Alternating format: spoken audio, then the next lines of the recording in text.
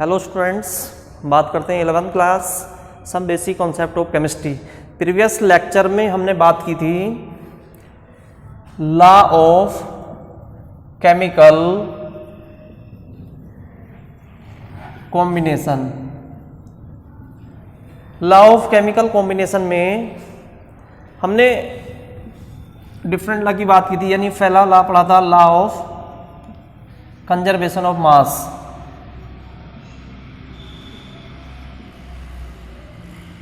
दूसरा लॉ हमने पढ़ा था law of constant proportional.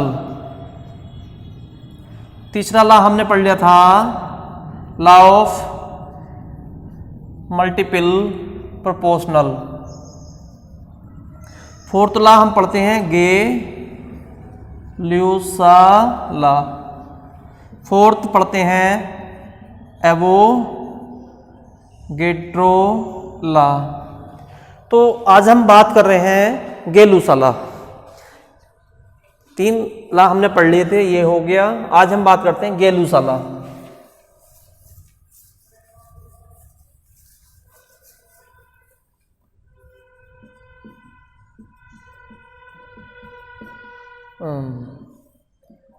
This law was given by Gay-Lussac, scientist का नाम है। According to this law gas combine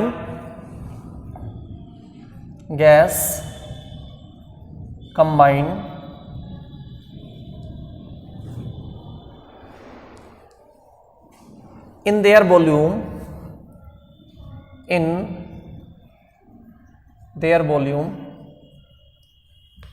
in a simple ratio. Again combine in their volume in the simple ratio. जो gas react करते हैं या gas react in their volume in the simple ratio, providing measurement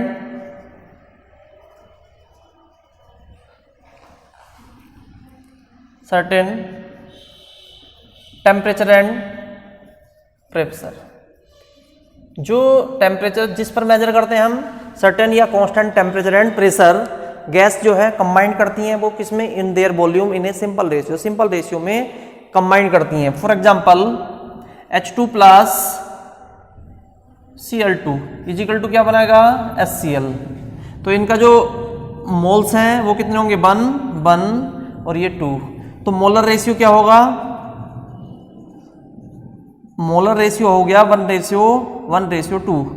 volume कितना होगा यहाँ पर देखिए, इसका एक वॉल्यूम ये और इसका भी वॉल्यूम 1, यहाँ पर कितना 2। तो इनका जो वॉल्यूम का रेशियो होगा 1:2 की फॉर्म में रिएक्ट करती हैं। यानी गैस आपस में कंबाइन करके इन their volume in a simple ratio, एक सिंपल रेशियो में क्या करती हैं, एक दूसरे के साथ कंबाइन करती हैं। तो इसे हम क्या बोलते हैं, Gay-Lussac law.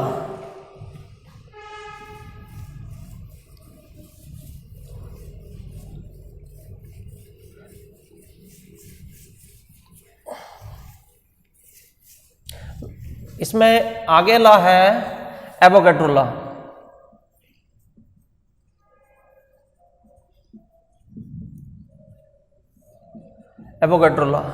This law was given by Avogadro ने इसको दिया था। तो हम बोल सकते हैं according to this law equal volume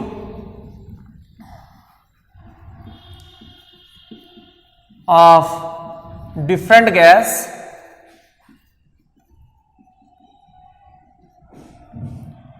contain same number of moles or molecules under same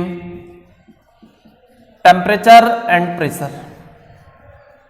same temperature pressure पर डिफरेंट गैस के इक्वल वॉल्यूम क्या रखते हैं, सेम नंबर ऑफ मोल्स। ये बी प्रोपोर्शनल एन या V proportional capital N, number of, ये number of moles है और नीचे नंबर ऑफ मॉलिक्यूल्स हैं।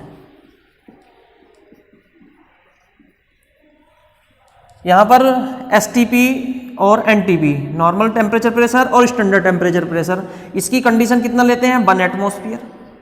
टेम्परेचर यूजुअली इन 0 डिग्री या 273 केल्विन मेजर करते हैं। ये स्टैंडर्ड टेम्परेचर प्रेशर पर ये मेजर किया जाए। इस कंडीशन पर इक्वल गैस, डिफरेंट गैस के जो इक्वल वॉल्यूम है, यानी डिफरेंट गैस का जो इक्वल वॉल्यूम है, यानी equal volume of different gas contain same number of moles या molecules at under same temperature and pressure. Different gas का इक्वल वॉल्यूम जो है समान मोल्स रखते हैं, इसी को बोलते हैं हम एवोगाड्रो लॉ। तो ये लॉ थे, 5 लॉ हमने पढ़ लिए हैं जो हमारे सिलेबस का पार्ट था। अब हम बात कर लेते हैं एटॉमिक वेट। नेक्स्ट टॉपिक है हमारा एटॉमिक वेट। एटॉमिक वेट, मास। देखिए वेट और मास दो अलग अलग टर्म्स हैं। वेट और मास दोनों अलग अलग टर्म्स हैं। Weight with respect to gravitational force, weight की जो बात करते हैं ग्रेविटेशनल फोर्स क्या करते हैं, अर्थ जो है सभी थिंग्स को अपनी ओर को अट्रैक्ट करती है, तो उसकी वजह से फोर्स क्रिएट होगा। तो उसको हम उसके रेस्पेक्ट में क्या निकालते हैं, वेट। लेकिन जो मास है यानी किसका, इस मार्कर का अपना एक अमाउंट, उसको हम क्या बोलते हैं, उसका मास। लेकिन न्यूमेरिकली हम बोल सकते हैं दोनों क्या होंगे, आपस में सेम होंगे। न्यूमेरिकली दोनों आपस में क्या होंगे, सेम होंगे, लेकिन दोनों अलग अलग टर्म्स हैं। तो अब हम बात कर लेते हैं एटॉमिक वेट या एटॉमिक मास। न्यूमेरिकली सेम है तो हम दोनों को एक ही डिसाइड करते हैं। तो देखिए आपने देखा होगा कि हम जैसे 1 मीटर लेंथ, ये 1 मीटर मान लीजिए, 1 मीटर लेंथ ले ली, तो इसके रेस्पेक्ट में हम बता सकते हैं कि किसी भी रूम की या किसी भी प्लेस की डिस्टेंस को हम कैसे मेजर करते हैं, मीटर में, सेंटीमीटर में। यानी बेसिक यूनिट अगर हम बात कर रहे हैं, बेसिक यूनिट की अगर हम बात कर रहे हैं, तो 1 मीटर के रेस्पेक्ट में अगर आपको 1 मीटर का लेंथ पता चल जाए तो हम क्या निकाल सकते हैं, उसकी टोटल लंबाई निकाल सकते हैं। तो ऐसे यहां पर देखिए अर्लियर डेज, बहुत समय पहले हमने 1 kg 2 kg मतलब एक वो बना दिया, एक बेसिक वो बना दिया वेट का या लेंथ को हम, यानी एक लेंथ इतनी डिस्टेंस को हम 1 मीटर बोलते हैं, सही है। तो इसी तरीके से हम यहां पर जो बात करते हैं वो एक रेफरेंस में बात करते हैं, यानी इस डिस्टेंस के रेफरेंस में हम बात करेंगे कि 1 मीटर लेंथ इतनी होगी। अब इसको आपको पता मान लिया ये, तो टोटल लेंथ हम निकाल सकते हैं किसी भी कमरे की। ऐसी वेट निकालने के लिए हम क्या करते हैं, एक रेफरेंस मान लेते हैं।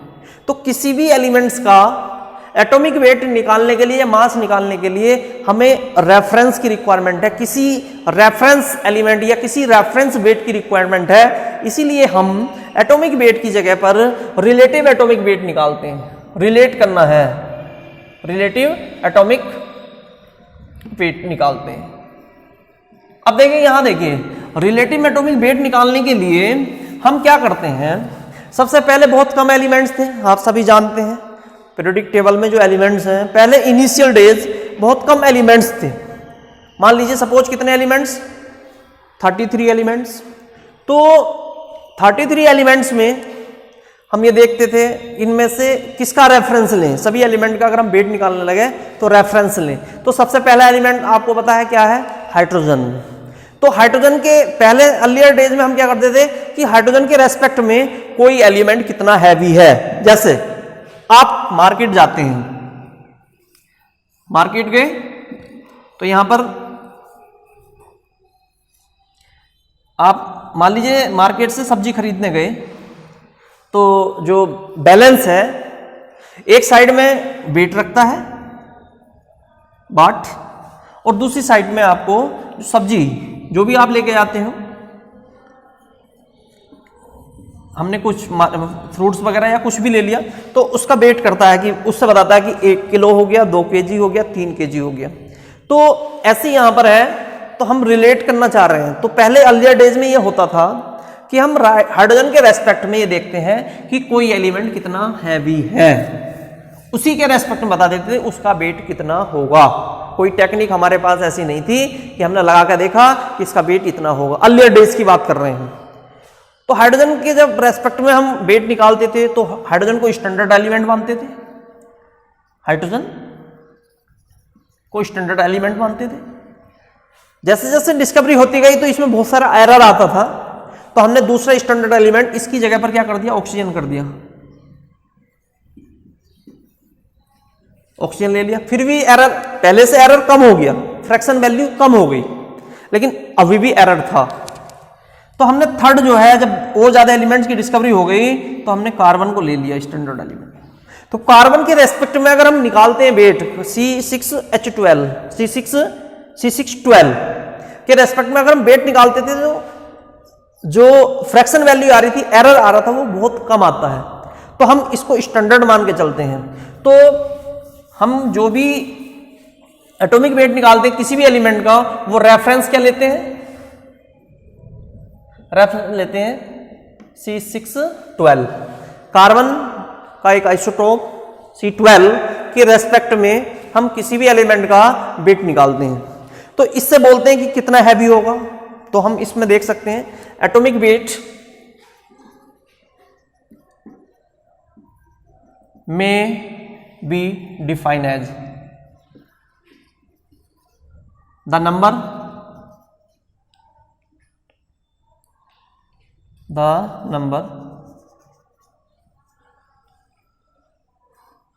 mass of one element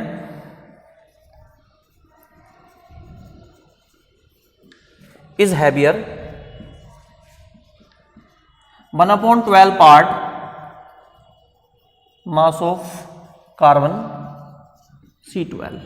यानी हम बोल सकते हैं ऐसे कि किसी भी एलिमेंट का वो नंबर्स जो किसी भी एलिमेंट का मास, या हम बोल सकते हैं किसी भी एलिमेंट के एक एटम का मास कार्बन के 1/12 पार्ट से कितना टाइम या कितने टाइम हैवी होगा, वो उसका हम क्या कहलाता है उसका एटॉमिक हाउ मेनी टाइम, एक मिनट इसमें, how many time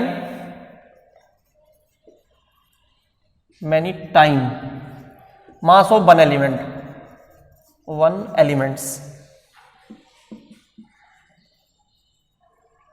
is mass of one element is heavier 1/, यानी वो नंबर्स जो किसी भी एलिमेंट का एक मास 1/12 पार्ट से कितना हैवी होगा। यानी हम बोल सकते हैं ऐसे इसको कि किसी भी एलिमेंट के एक एटम का मास कार्बन 12 के 1/12 पार्ट से कितने टाइम कितना हैवी होगा, वो क्या कहलाता है उसका रिलेटिव एटॉमिक मास कहलाता है। रिलेटिव एटॉमिक मास को हम डिफाइन कैसे, देखिए रिलेटिव एटॉमिक मास यानी atomic mass is equal to, या atomic weight is equal to क्या हो गया, mass of one atom of an element upon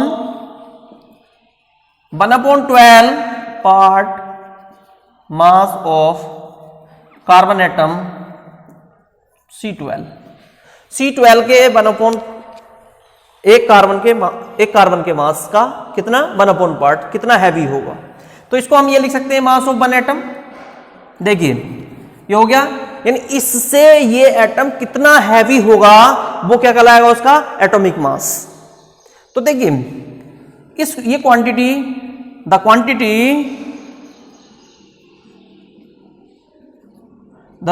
quantity 1/12 part mass of one carbon atom of C12 called atomic mass unit। Atomic mass unit, इस quantity को हम वो क्या बोलते हैं, एटॉमिक मास यूनिट बोलते हैं। एटॉमिक मास यूनिट क्यों बोलते हैं, देखिए शॉर्ट फॉर्म में इसको इतनी बड़ी लिखने की जगह AMU में लिख देते हैं, इसको AMU AMU। इस पूरी क्वांटिटी को हम क्या बोल देते हैं? Atomic mass. यानी हम बोल सकते हैं कि atomic mass equal to mass of one atom of an element upon, इसकी जगह पर हम AMU लिख सकते हैं, एटॉमिक मास यूनिट। UA भी लिख सकते हैं, U से भी रिप्रेजेंट कर सकते हैं, कहीं कहीं पर अब नई बुकों में इसको U से रिप्रेजेंट करते हैं, यूनाइटेड मास AMU। अब AMU इक्वल टू क्या हो गया? 1/12 part mass of carbon atom. ये बात ऐसे निकालते हैं, mass of one element, atomic mass को मल्टीप्लाई कर देते हैं AMU से, तो मास of one atom of an element, किसी भी एलिमेंट का ऑफ एन एलिमेंट, ये निकल जाता है। इसके बाद जब ये सब ऑब्जर्व किया गया, तो एक्सपेरिमेंटल बाद में ये ऑब्जर्व किया गया, उसके बाद बहुत सारी टेक्निक आ गई। तो एक्सपेरिमेंटल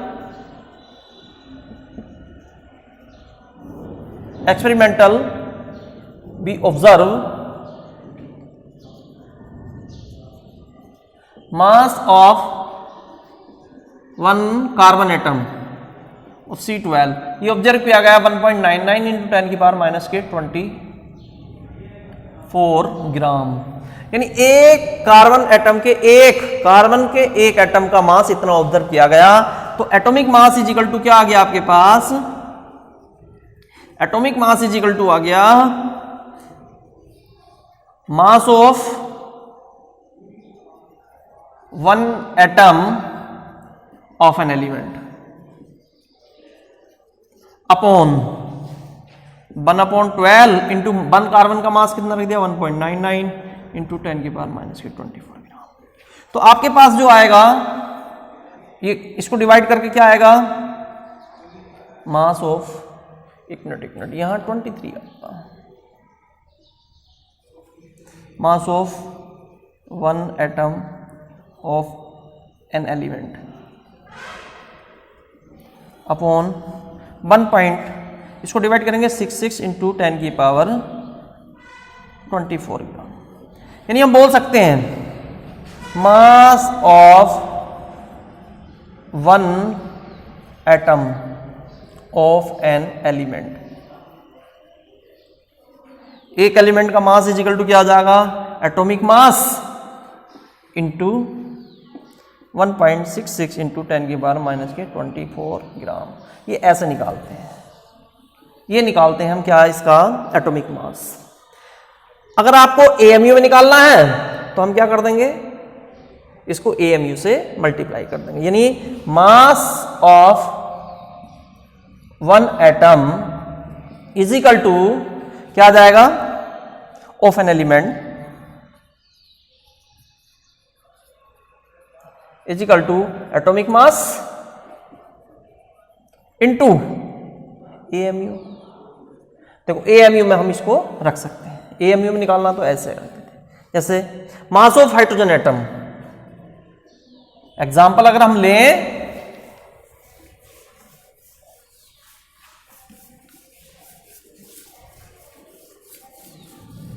जैसे मास ऑफ हाइड्रोजन एटम, तो क्या आ जाएगा? 1.00 इंटू 8 इंटू AMU। किसी भी एलिमेंट का मास AMU में, अगर हम इसको ग्राम में कन्वर्ट करते हैं तो आपको मल्टीप्लाई कितने से करना होगा? 1.66 इंटू 10 की पावर माइनस के 24 ग्राम से हम इसको कन्वर्ट कर सकते हैं। ये था एटॉमिक मास। अब हम बात कर लेते हैं मॉलिक्यूलर मास। बिल्कुल सेम जैसे हमने एटॉमिक मास को डिफाइन किया, ऐसे ही molecular mass, how many time mass of one molecules is heavier 1/12 part mass of carbon. इसी के रेस्पेक्ट में हम निकाल सकते हैं, लेकिन न्यूमेरिकली हम देख सकते हैं इसको। न्यूमेरिकली हम क्या देख सकते हैं? जैसे आपको निकालना होगा मास, मॉलिक्यूलर मास निकालते हैं, तो मॉलिक्यूलर मास निकालने के लिए क्या करते हैं? Molecular mass is equal to, molecular mass निकालते हैं mass of the sum of mass of each element या ईच एटम इन कंपाउंड और मॉलिक्यूल्स इन ग्राम। ग्राम में निकाल लो उसको, किसी हम AMU में निकाल सकते हैं, ग्राम में भी निकाल सकते हैं। मॉलिक्यूल्स। जैसे हम इसको ऐसे निकालते हैं, जैसे H2O, आपको पता है हाइड्रोजन का मास कितना होता है 1, ऑक्सीजन कितना होता है 16 ग्राम में, तो हम मॉलिक्यूलर मास की बात कर सकते हैं। तो molecular mass is equal to कितना होगा, एक हाइड्रोजन का क्या हो गया 1, कितने हाइड्रोजन है 2 से मल्टीप्लाई ऑक्सीजन का 16, सम कर दीजिए तो कितना आ गया 18। AMU भी लिख सकते हैं इसको, AMU में ले लिया हमने, या 18 ग्राम में लेना चाहोगे तो ग्राम में ले सकते हैं। आगे हम सीखेंगे AMU gram, mass of element is taken in gram that is called molar mass, उसको हम मोलर मास बोलते हैं। लेकिन यहाँ पर हम क्या कर रहे हैं AMU की बात कर रहे हैं, ये मोलर मास की हम आगे बात करेंगे। इसी तरीके से अगर आपको एटॉमिक मास पता लग जाए तो हम क्या निकाल सकते हैं, मॉलिक्यूलर मास निकाल सकते हैं। तो इसमें देखिए जैसे CH4 है, H2SO4 है, HNO3 है, CO2 है, इनके हम निकाल सकते हैं। ये आपकी NCERT प्रॉब्लम नंबर 1 ये है, क्या है कि right the molecular mass of the following compound. CH4 carbon का कितना होता है 12, हाइड्रोजन का कितना होता है 1, तो इसकी हेल्प से निकाल सकते हैं। मॉलिक्यूलर मास क्या आएगा, तो मॉलिक्यूलर मास हो जाएगा कार्बन का 12, हाइड्रोजन का 1 × 4 = 16। H2SO4 है, इसका निकालना है, HNO3 का निकालना है। सबके आपको मास पता होंगे, टेबल की हेल्प ले सकते हैं, उससे आप ये निकाल सकते हैं। तो ये था मॉलिक्यूलर मास। कल हम बात करेंगे मोल, मोल कॉन्सेप्ट, उसमें मोल क्या होता है, मोलर मास क्या होता है, और ग्राम एटॉमिक मास क्या होगा, इसकी हम बात करेंगे। ओके।